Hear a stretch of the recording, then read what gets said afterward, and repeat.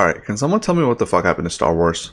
I know, another guy ranting on the internet about the same goddamn thing, I get it. But here's the thing though. Star Wars is like my favorite universe for the most part. I kind of grew up off of it, and let me give you some context here.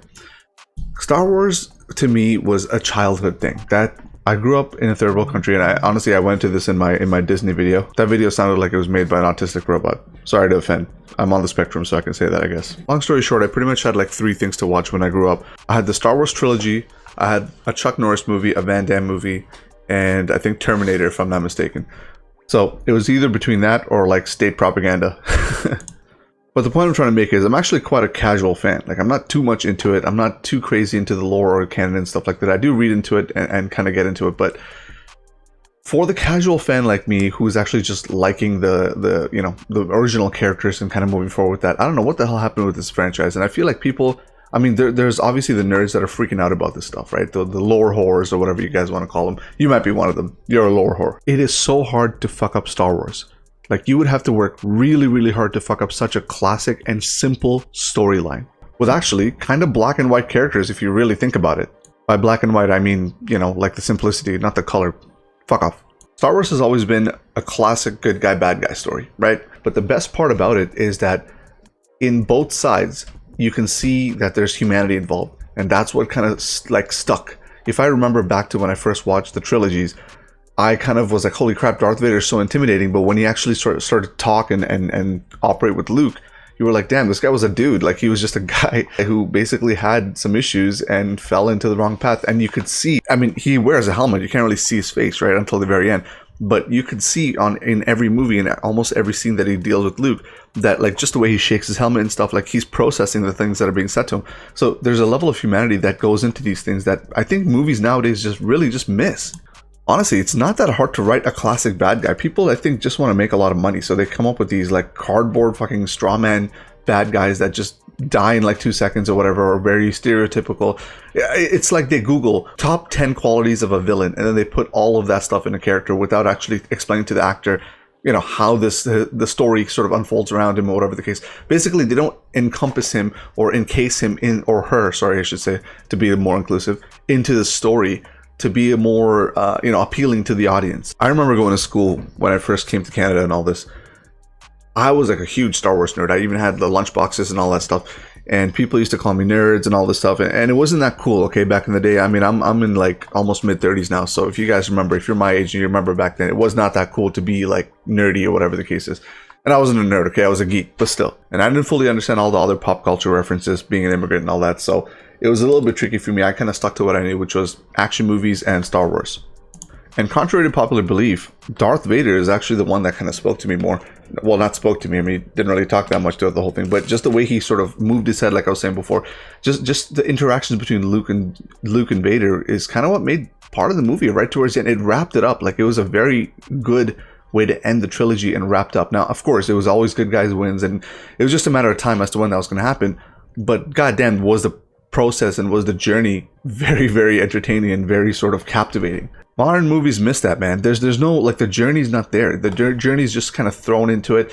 And part of that is because you just can't get behind the bad guy or the good guy. I mean, there's very few movies or even TV shows and stuff for some degree that have a classic bad guy, which you can say, you know what, I kind of understand what you're doing. Like, I don't know how this is going to happen. You're really fucked up, but I back you, and you know what, let's see what happens. Anyway, so the death of Star Wars, I think, obviously started in about the end of the prequels. And I'm gonna put this back on the community here, okay? Again, I'm a casual fan. I do love the universe. I'm not like, you know, crazy into it in terms of like knowing every little character and what their bits are and stuff like that. But for a casual fan, you need the casual fans to get into these kind of new IPs, right? By IPs, I mean intellectual property. If you don't have casual fans that get into this stuff, then your franchise is going to go anywhere, right? Like, look, okay, for example, we'll get into this later maybe, but with the Warhammer 40k universe with Henry Cavill, a lot of people are like, oh my god, don't make it about Space Marines and all that stuff. Here's the thing though. If you stick to the lore completely, that lore is crazy. But like, if you stick to the lore completely, you're going to lose people that aren't exactly, you know, looking for that stuff, right? Most regular people are just looking for a good story, good bad guy, good guy, and a good journey. They just want a good journey throughout that whole viewing experience. So you got to remember, like, just because you know canon and all that stuff, you can't go crazy on these creators just for not including the piece that you thought was amazing or something. Like, if there's some page in a comic book from some obscure edition where R2-D2 becomes like the first robot Jedi or something stupid like that. You know, they're not going to put that shit in the movie, right? Because it doesn't appeal to the masses.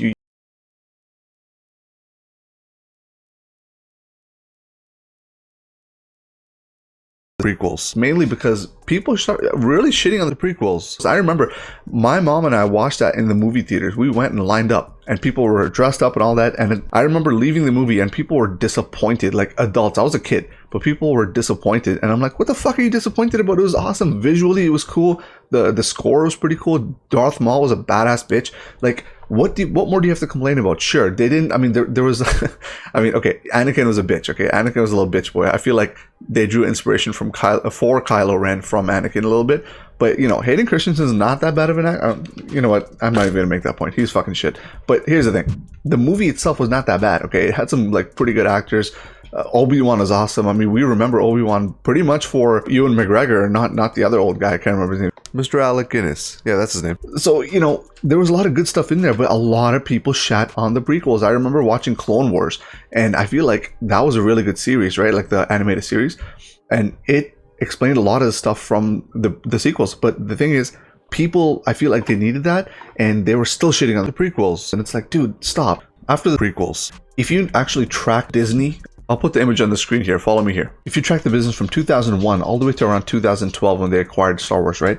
They went from about $25 billion annually, and this is revenue, okay? And in 2012, they had about $42 billion. That's like, I think, a 60% increase, something like that. My math is a little shoddy right now, but what I'm saying is every year they made 25 or above. Not a single year did they drop. So Disney was just rolling over everybody, and it almost came to a point where I feel like Lucasfilm looked at it and they said, you know what? People hated the prequels. Let's just kind of get rid of the IP and go from there.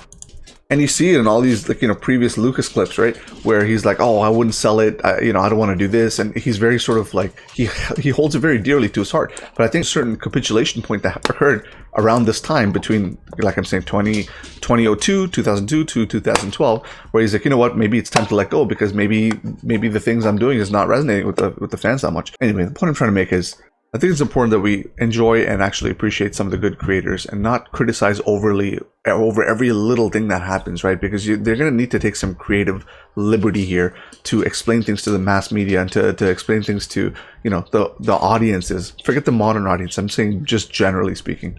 I can't really talk shit though because I pretty much boycotted everything after Rise of Skywalker. So I'm one to talk, right? But I'm starting to read more into the canon and all this other stuff, and holy shit, man, this universe is so awesome. I actually can't even believe Disney fucked up this hard. And you know what the worst part about all this is? Bob Iger is pretty much back at Disney, right? They kicked out Bob Chapek or whatever, and Bob Iger is back, and he's pretty much the one who architected this entire, you know, this woke bullshit and like this whole like takeover business. That's his thing, man. That's his thing. So he's back. I mean, I don't know what the fuck is going to happen with these valued IPs that really built a lot of my childhood and probably yours too.